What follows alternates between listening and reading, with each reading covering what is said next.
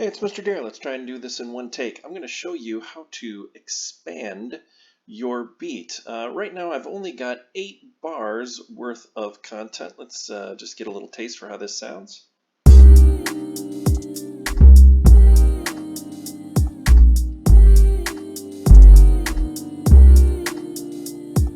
Alright, not bad. And you notice it's 8 bars long. That is on purpose. In fact, a lot of song making professionals think about their tracks in terms of 8-bar loops to start off with. Make layers of sound, just like we've done here, and then use that to kind of expand their beat. So do this for me. If you've got your beat and you've got tracks that are kind of like spread out all over the place like this, take them and drag them back so that they start in bar 1 and then hopefully they also end in bar 8. If you need to take some time to rearrange those things, go ahead and press pause now and do that. And then before we move on, don't forget to press save. Okay, now let's talk about how to expand your beat. Let's take a look at this little slideshow I put together really quick. So this is kind of the concept. You're going to be copying and pasting your 8-bar section and making multiple copies of it, and you'll do it by pressing Control A to select all and Control C to copy. You're going to click right here in your Soundtrap beat to select the top track in bar 9, that is right after bar 8 ends. There's an important reason for that. It's so that we can copy and paste in the right spot. Then you're going to press Control V to paste, say between 6 and 10 sections of music. If this is your beat making 1 project, then you can just go ahead and paste 6 sections of music. Then for the next part of what we're going to accomplish today, it'll look like this as you're making several copies of your 8-bar section. And then we'll go ahead and start to create flow by deleting some of the clips in each section. What that's going to do is, instead of every section sounding exactly the same, we'll have sections that all sound different from each other, but they still have some of these same elements that are continuing to play. So when you're finished, your finished project might look something like this, where maybe you've got one part that just keeps going all the way through the track, and you've got some tracks where it doesn't play for an 8-bar section, and then it comes back in, and you've got some sections where everything is playing all at once. So let's take a second and show you how you would do that in Soundtrap. I've got my Soundtrap project pulled up here, and it is 8 bars long, like we were just talking about. All right, so first thing I want to do is actually zoom out. I'm going to use the magnifying glass down here. I'm going to zoom out until I see everything. This is in 8-bar sections. So 1 to 9 is 8 bars, and 9 to 17 is 8 bars, and 17 to 25 is 8 bars, etc.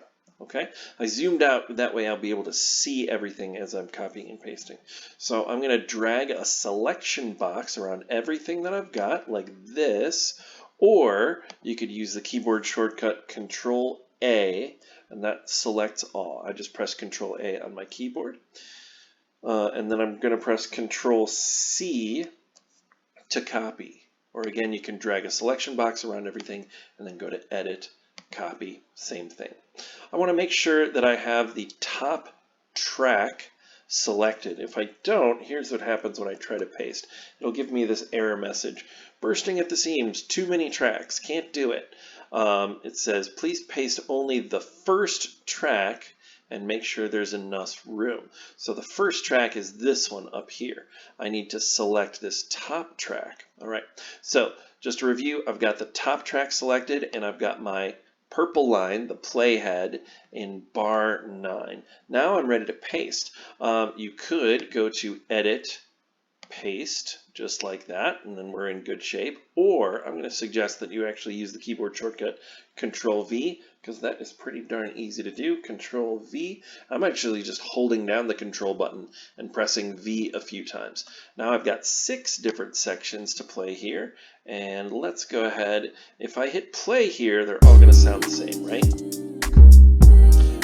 just going to be that same idea looping over and over again. We don't want that though.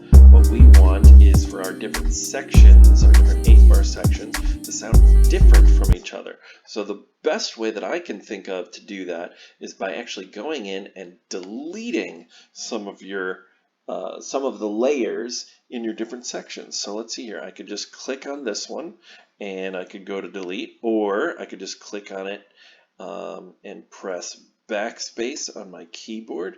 That would work pretty well. I can drag selection boxes around a whole bunch of stuff and press delete.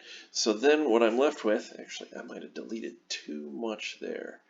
I want to bring in my drums in bar 5, just because I think that might sound interesting. So I'm going to delete those, and I'm going to delete this vocal track for right now.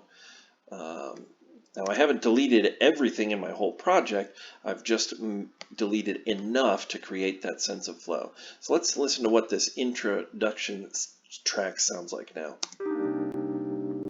Starting off with that electric piano.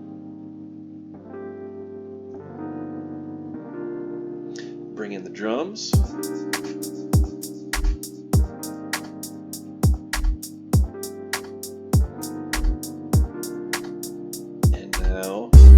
All my tracks come in, so I've created some interesting flow there. Yeah, sounds pretty good. Okay. Now, this isn't the only change you should make. Like, for instance, if I left it like this, I would just have an interesting intro, and then the same stuff would play over and over again all the way throughout the song for a whole, oh gosh, it looks like almost 2 minutes that would play. We don't want that. So go into each of these sections now and start making some of those changes that we were talking about. Basically, you know, maybe this section has the electric piano that drops out, and maybe there's also no drums that play during this section. So I'm going to delete those, and I'm going to also delete the that bass line that I made earlier. So now it's just the hi-hats and the vocals playing. By the way, if you delete something that you didn't want to delete, that's okay. You just press undo. It's no problem. Actually, I think for this one it might be interesting if I had the electric piano and the vocals playing just by themselves.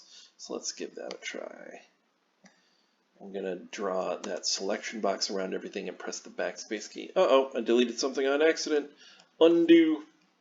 I press the Control Z on my keyboard, which is the shortcut for undo. Yeah, here we go.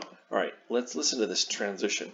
Whenever you make a change in Soundtrap, it's always good to hit play again so you can hear the change that you made. All right, let's just hear this section. Oh, yeah, that's a cool texture.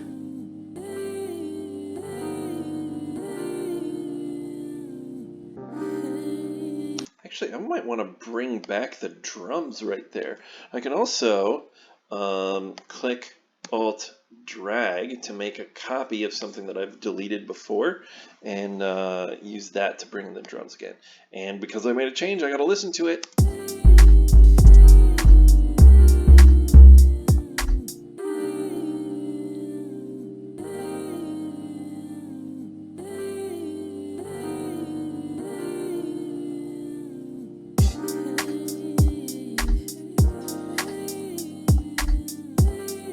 And every time you make a change, don't forget to press that save button. Super important.